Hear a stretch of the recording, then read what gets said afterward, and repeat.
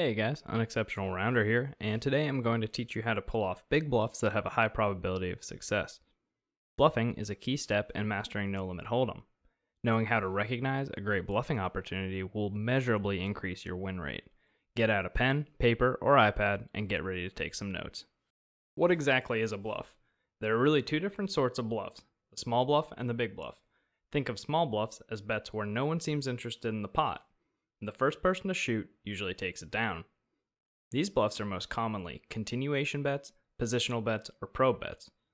Big bluffs are those times when someone else has shown aggression in the hand or a clear desire to win the pot, but you think you can pressure them into folding. This can be done with little to no showdown value, but it takes some practice to get the hang of. The continuation bet. I want to finally talk about the most important bet in No Limit Hold'em. It is called a continuation bet, C-bet, or barrel. Barreling, or a double barrel, usually refers to a C-bet followed by another bet on the turn, so the C-bet is always your first barrel. These are all done when you are the last pre-flop raiser and you are the first to make a bet post-flop. Now, before I go on to explain mathematically why this bet is so great and wins so much money, let me tell you a little lesson that helped me as a young fawn discovering the world of poker years and years ago. Just do it. If all else fails, make the continuation bet. Worry about why it works later on. Now you know what to do, let's discuss why it works. If you are playing against a single opponent post-flop, they will miss the flop about 65% of the time, or 2/3. Simply put, they miss a lot. Additionally, depending on the opponent's pre-flop range, that 33% is sometimes middle or bottom pair. These hands won't stand up to much aggression.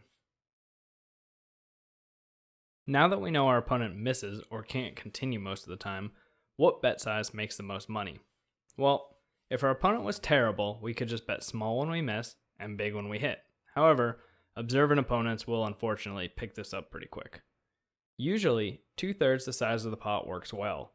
It isn't so small that the bet looks weak, and we only need our opponent to fold 40% of the time to break even on the bet. Since the opponent will hit one pair or better only 35% of the time, we just need to cover that 5% spread. Between the times that we hit a hand and the times the opponent hits a very weak hand, we can make a profit almost immediately. Something additional to note is that if we were playing the flop against two opponents, they both will have nothing around 41% of the time.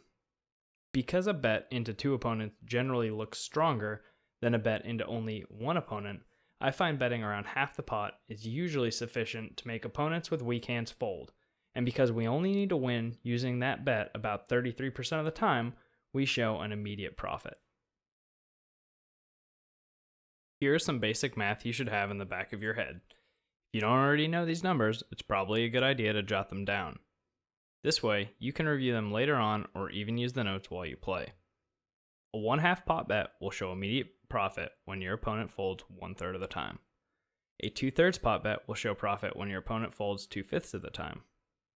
A full-size pot bet will show profit when your opponent folds 1/2 of the time. A 1.5 times pot bet will show profit when your opponent folds 3/5 of the time. And a double the pot size bet profits when your opponent folds 2/3 of the time. Now keep in mind that opponents can read different bet sizes differently, but in general, the more you bet, the harder it is for your opponent to call. How to pull it off. This is a checklist you can go through in your head or look at, hint, maybe you should write it down, when considering a bluff. I would recommend having all 4 of these if you're just trying to figure things out, and the hand on the next slide should drive this point home. As always, position makes everything easier. Your opponent being out of position will make them much less likely to call. What I mean by a believable hand is that all action in the hand up to the point of the bluff should be able to represent at least a couple hands that would make sense to your opponent. If you just check down to the river, then suddenly make a huge raise, it can be hard for your opponent to give you credit for a real hand.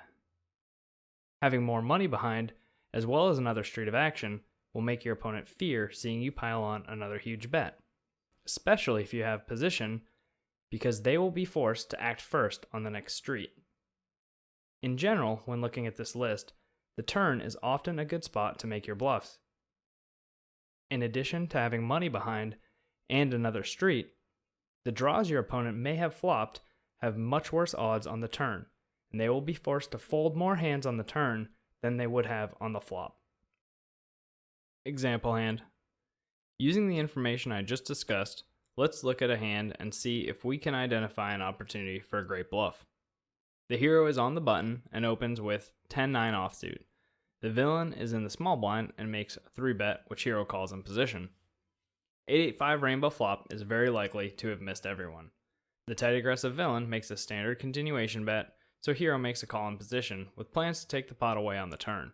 This is commonly known as a float.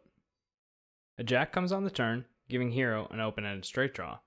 That means 8 outs to make what could be second best hand, and 1 street to hit. Hero's chances of hitting are about 16%.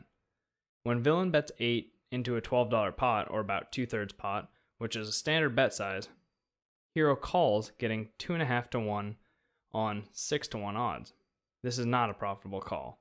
On the river, villain shows some weakness by checking. Hero takes the opportunity to fire out almost a pot-sized bet, $26 into a $28 pot. The villain doesn't think hero has the goods, so he calls with a pair of 7s and takes down a pot of over 300 big blinds. What went wrong? Was this just a bad spot for a bluff? Or maybe villain's just a terrible poker player and hero should tell him about it in the chat. What if the hand was a perfect opportunity to bluff and hero just executed it incorrectly? After this hand, hero should probably give up on bluffing altogether. Okay, let's rewind and see if we, knowing all of this information on bluffing, can figure out where the hero went wrong. When hero calls on the flop, villain can put him on a wide range of hands that include monsters like 7-8, 5-5, 8-9, as well as air hands like king-queen. It's clear that hero has air here more than he has a monster hand. With that in mind, when villain bets the turn, he still can have a wide range, but it starts to look more like a made hand. If hero had a set here, he would usually be making his move on the turn to set up the all-in shove on the river. Now, get out your checklist to see if this big turn bluff hits all the items. You wrote it down, right? Number 1, be in position. Yep. Number 2, believable hand. Does a turn raise make sense for a big hand? Flat call the dry flop, raise the turn? Sure, that's how a lot of players would probably play trips or better here. Number 3, money behind? If hero makes a pot size raise to $28, he still has about $50 behind. After villain calls, he would have $24 behind, knowing that he will usually have to put the rest of his stack in on the river, which incidentally covers item number 4. We do have another street to put money in. Now, I don't know about you, but calling this turn with pocket 7s, knowing I'm getting another buy-in size pile of chips shoved in my face on the river, makes it a pretty tough spot. It looks like this is a great opportunity for a bluff. We have everything we can working in our favor. Now, if we get looked up by pocket 7s, we can say we had everything in place, made our move, and got called. Take a note, move on.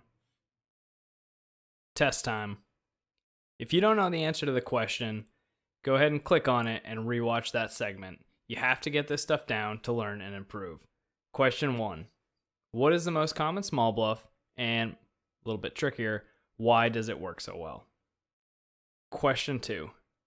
How often do you need your opponent to fold if you make a bluff that is 2/3 the size of the pot? And question 3. What are the 4 factors that will greatly increase your chances of success when bluffing? Congrats on making it to the end. If you understand all of the information in the video, you are now a much tougher opponent to face at the No Limit tables. I hope you enjoyed the video and learned something. Questions will be answered in the comment section below. If you made it this far, please hit the like button. If you're learning about poker and you enjoy learning about it, you should probably subscribe.